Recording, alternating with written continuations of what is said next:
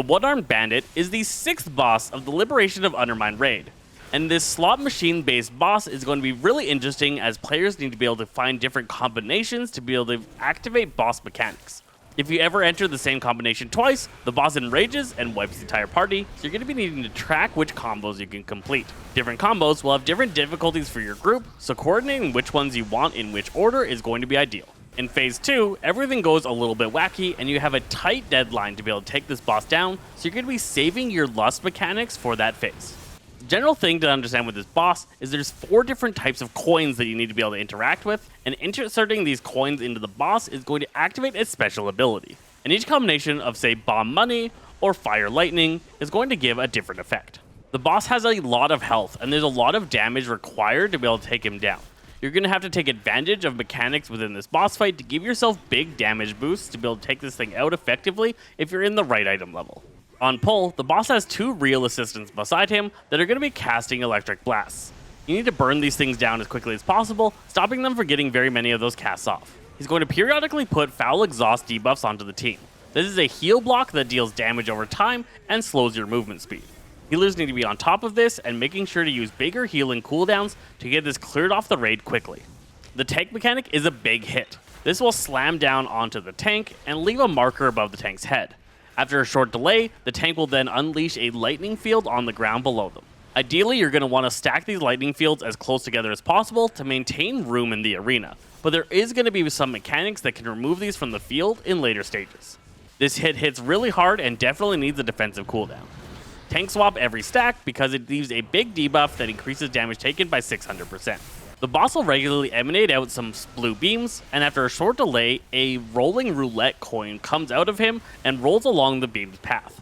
If the roulette coin hits you, it deals millions of damage and stuns you, so it should definitely be avoided.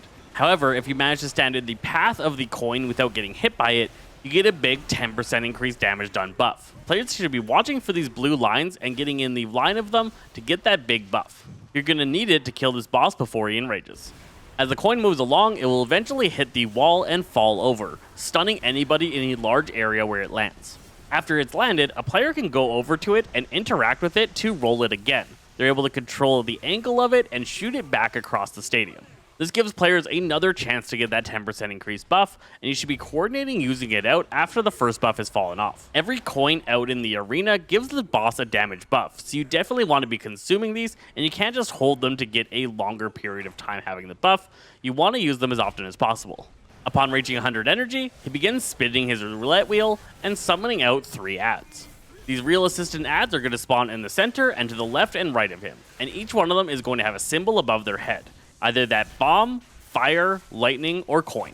Players need to kill these assistants and then pick up the coin that they drop by standing at the location. This will give them an extra action button. They then need to go near the boss and activate that extra action button to be able to slot the coin into the boss and begin the roulette wheel. Once 2 coins have been inserted in the boss, or after a couple of seconds, he's going to lock in. If he had 2 coins when locked in, he'll begin activating the effect that those 2 coins give, unless that coin combination has already been given. If he ever receives the same set of 2 coins, or if he doesn't get coins in time, he'll begin his enrage mechanic, increasing his damage done by 500% and quickly wiping the group. So you need to quickly be able to coordinate which attendants you have to take out to get the appropriate coins, and be able to slot them in and deal with the upcoming effect. These real attendants are going to be regularly casting Overload, which is an interruptible spell that needs to be stopped every time. It knocks all players back and deals 1 million damage to everyone. The majority of the team needs to take out the priority targets, but you still need a couple of interrupters assigned to that 3rd target to make sure they don't get their overloads off. They also put out a Withering Flames dispellable debuff onto allies. These allies need to get away from other players and then be dispelled, which will shoot out some flames around them. So the big deal, of course, is going to be the combinations. There are 6 total combinations that you can deal with this boss, and each of them results in a different effect. But there's some similarities between them. Shock coins add some kind of Tesla coil to the arena. The Tesla coil is going to be a unique object that's going to have some kind of effect that goes off based off of which other coin went in with it, and can be reactivated by players, dealing a chunk of damage to that player, but reactivating the effect, and removing several of the electrical fields from the arena.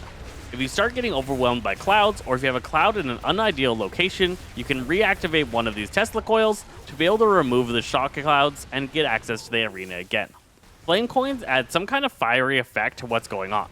Bomb coins add a bomb creature that fixates onto a target and needs to be burned down before they reach that player, and the coin coins will dramatically amplify whichever other coin they go in with.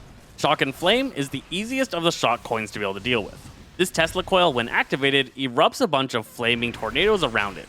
Tornadoes will emanate out and deal damage to anybody that gets hit by them. Coordinate when you're going to activate this so players know to be watching for and avoiding tornadoes.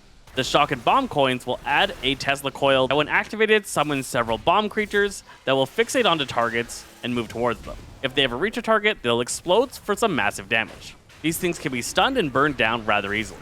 But this takes focus away from the boss, so it's usually better to activate the Shock and Flame Tesla coil to remove the shock fields from the ground rather than constantly activating the Shock and Bomb coil. The Shock and Coin combo will create a Tesla coil that pulls all players in towards it with a strong magnetic effect.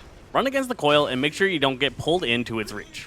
The Flame and Bomb combo creates a bunch of fixated bomb adds at the boss's current location. These will follow players down, and if they ever reach the player, erupt for big fire damage that stacks a debuff on all players. Upon killing these bombs, they explode, sending out some flames around them and dealing damage to all targets nearby. So you definitely need range to be focused on killing these things and immediately move away from them just before they get taken out. This will also create traveling flames that players just have to avoid. The Flame and Coin combination is going to cause the boss to erupt in damage, stacking a debuff onto all players. This will blast players for damage and stack up the debuff that'll take for quite a bit of damage. Use large defensive cooldowns and survive through the incoming onslaught. The Coin and Bomb combo creates a set of fixated bomb adds at the boss's location that will move towards players but are rather slow. Unlike all the other bomb creatures, the coin bombs cannot be CC'd in any way and will relentlessly chase down their target until they're killed.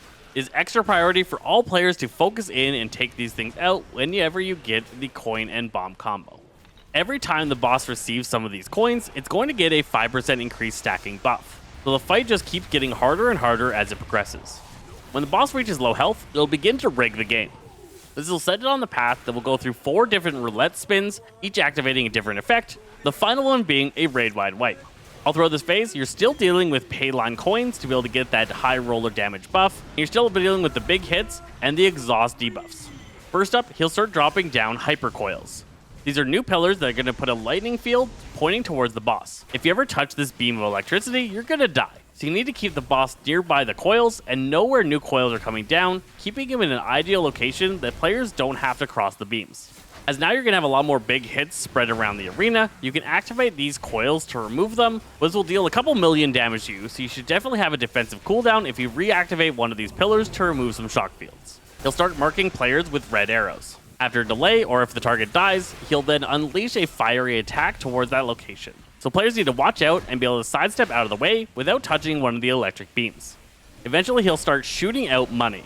The scattered payout is going to deal raid-wide damage that pulses every couple of seconds. All throughout this phase, he's dropping more and more of the coils, and you're going to constantly be running out of room that's safe for you to be able to move about.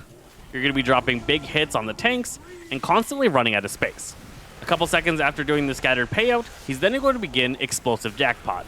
This is a long cast that, if it goes off, is an instant kill wipe mechanic on the entire raid. You're going to want to lust as soon as he enters into this phase and burn him down as quickly as you can, trying to make sure you can take him out before he explodes. I hope this guide helped you figure out how to take out the one-armed bandit. If you want to figure out the mythic mechanics, we talk about that in our mythic guide right over here.